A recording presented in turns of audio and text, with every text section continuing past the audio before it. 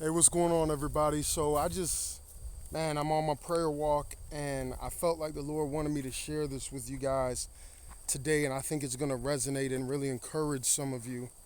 As many of you guys know, a couple months ago, I went to jail, um, and it was a crazy experience. They moved me to, three different jails and four different cells in one night. And I remember just feeling like, the enemy was just trying to break me. As I told you guys in the previous video, when I got in the cell, I said, you know what? The first thing I did, I got on my knees. I said, Lord, thank you for this opportunity. Obviously, I don't feel like it's right, that I'm here. But I know and I believe your word that all things work together for the good of them that love him and are called according to his purpose. I'm not going to get into all the details because I already did a video about it before. You can go watch the whole video. But essentially, one of my kids, I gave him a spanking. They had a couple of marks on their leg, and the school got involved. DCFS got involved. Everything's fine now, all right? Everything's dropped. I'm good to go. But while I was sitting in there, that was one of the longest nights of my life, and it really almost broke me, and you can go look at the other video where I talk about it. But I wanted to get out, but there was nothing I could do. I'm in the jail. There's nothing I could do. I want to get out of the jail. I don't feel like I should be in this jail, but there's nothing that I can do. And then I know that there's a world, right, outside of the jail. And for those of you who have ever been to jail or been to prison or been deployed, you understand, what I'm talking about. When I went to Iraq, when I went to Afghanistan, you knew that there was like a world outside of this world that you're in. There's a life that is just happening and going on. And so, where you are, what I'm saying, if you've ever been deployed, it almost feels like being in jail. And so it's like, I want to get out of this. I want to get out of these walls, but I can't. There's nothing I can do about it until I go and see the judge. And this is what I wanted to talk to you guys about today. Some of you, that, your current situation, your current circumstances, where you are in life, you're saying, man, there's something more for me. Like, you almost can feel like you're in jail. Like, this life that you're living, the situation that you're in, something deep down, you say, now, there's something outside of this. There's something outside of these four walls. There's something outside of this darkness, this trial, this storm, this life that I'm living. I told you guys, at 12 years old, I was going to commit suicide. And God stopped me. I climbed the bridge, tears in my eyes. I'm crying. I feel like nobody loves me. We living in a shelter at one point. My father's not there. And I'm just like, you know what? I'm sick of this. I'm done. The enemy is just attacking my mind with all these thoughts. And I climbed that bridge. And right when I'm getting ready to kill myself, I felt the hand of the Lord grab the back of my neck. He said, son, don't do it. I got a purpose for your life. And ever since that moment, right, I always knew that God had something more, for me. And so, I joined the army. I loved being in the army, went to Iraq, went to Afghanistan, got married, got divorced. A lot of people, they'll judge. And sometimes I sit there and I'm thinking, man, God, like, sometimes you can feel like you're a prisoner to other people's opinions. Like, maybe they don't know all the details, right?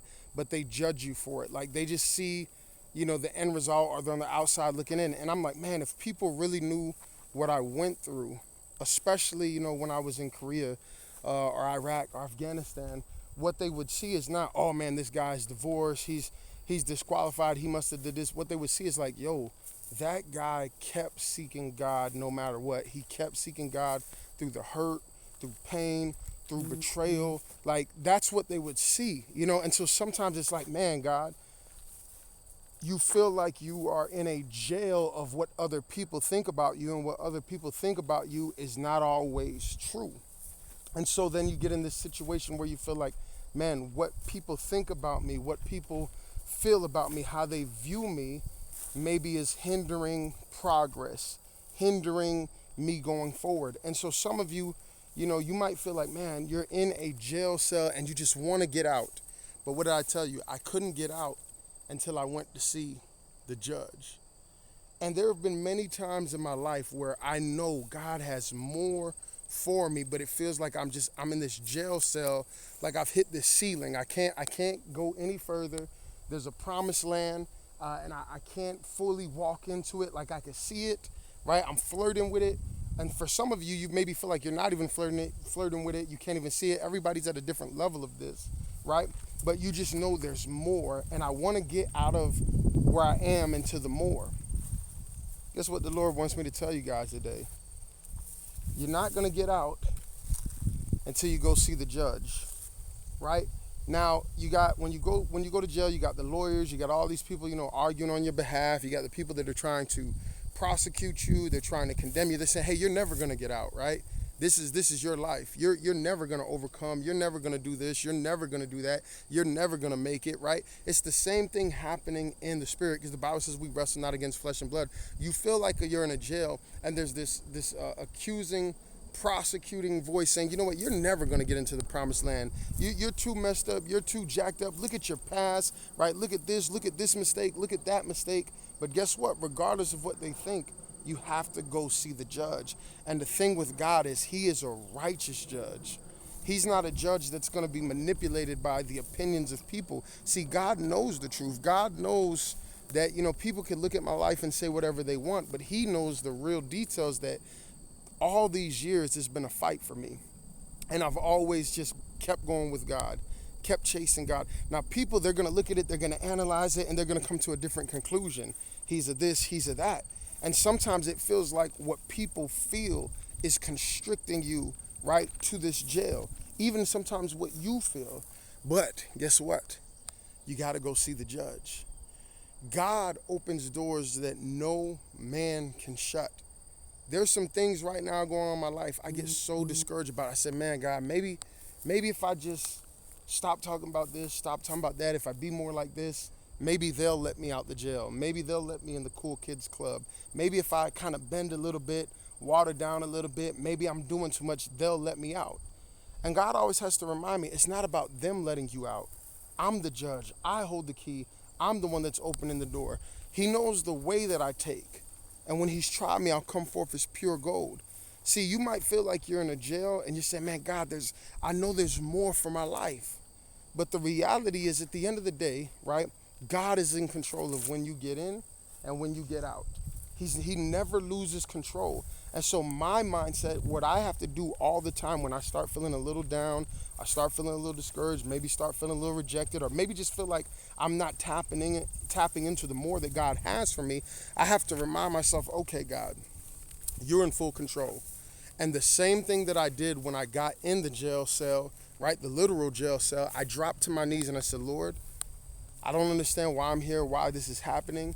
There's other people around, this guy just killed his wife. This guy just robbed a store. These guys just jumped some people.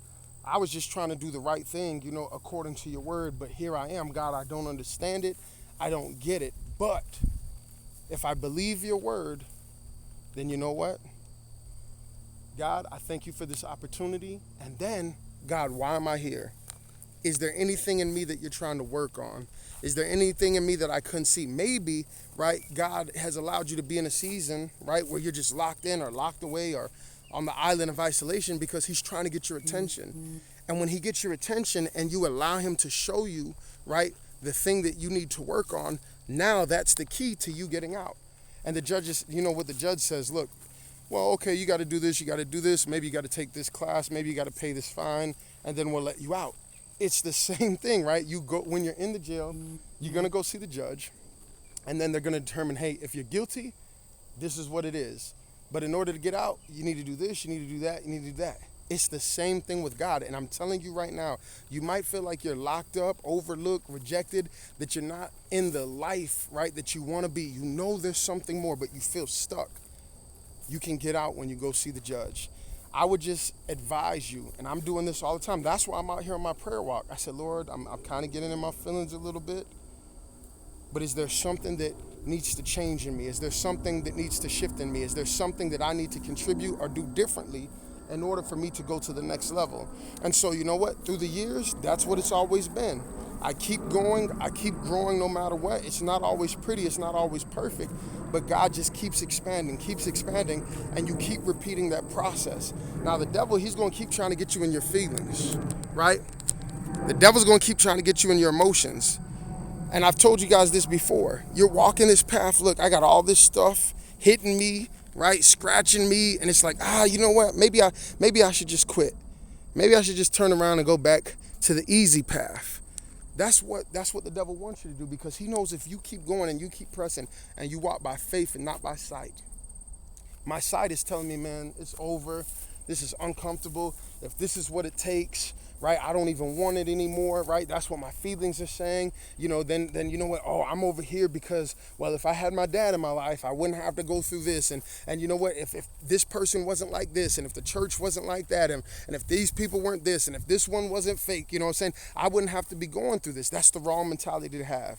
Yea, though I walk through the valley of the shadow of death, I will fear no evil, for thou art with me. If God is with me, that's all that matters. And so what God is looking at from above, he's looking at your posture as you walk, right? Are you going on the path that he's called you to go, right? Or are you sitting there on the wrong path? Are you in the right spot? Adam, where art thou? Jonah, where art thou? Are you in the right spot? It might not feel like you're in the right spot, but God is in control. So that's why you got to trust him. You know what? It doesn't feel like I'm in the right spot, but this is where God wants me to be. So I submit, I surrender, I'm going to keep going. And then what's important is, God, I want you to see I trust you. I'm praising you. I'm worshiping you the whole way. I'm not sitting there just looking like this, defeated, discouraged, miserable. No, I'm trusting God. And so this is what I want to tell you, and I end it with this. You might feel like you're in jail right now, a jail of life. You might feel like you're stuck, but I want you to understand that eventually you got to go see the judge. So, the night might be long. I was in one jail. They came, they chained me up, took me to a whole different jail at a different building, right? And I'm sitting there just praying, and then they came, chained me up, took me to another jail, right? And then they came and they took me to another cell. They moved me like 4 or 5 times in one night, and I knew it was spiritual warfare. When you're a child of God, I had the police officer saying, this is weird. I don't understand why they're asking us to move you. I don't even understand why you're here. You could have just showed up to court in the morning like most people. But see, when you're a child of God, you understand, like, count it not strange when you go through the fire trial. I know what's happening. This is a test. And Job says, he knows the way that I take. When he's tried me, I'll come forth as pure gold.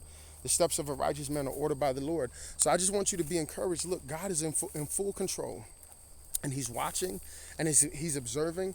And no matter what people say, and no matter what people think, and no matter what accusations or opinions they have, at the end of the day, God is watching every move, every detail. And when you stand before the judge, no matter the case they present against you, he knows the full story. He knows every detail. And the way that they look at it and look at you is not the way that God looks at it and looks at you. And that's where your faith has to be. He's the one. He opens doors that no man can shut. Do you believe that?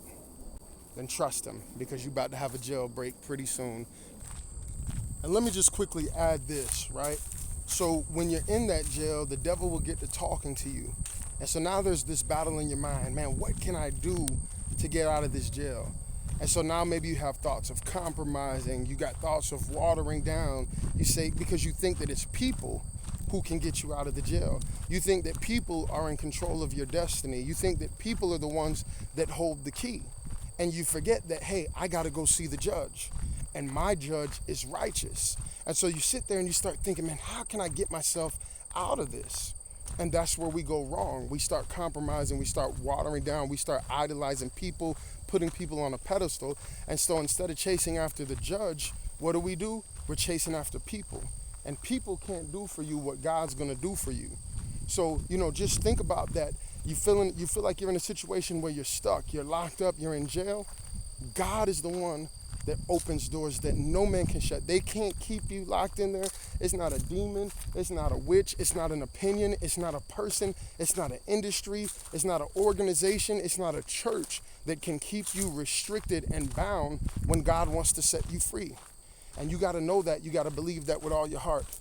Love you guys. Be blessed. www.marcusrogersministry.org if you want to support what we're doing here in Chicago. God bless.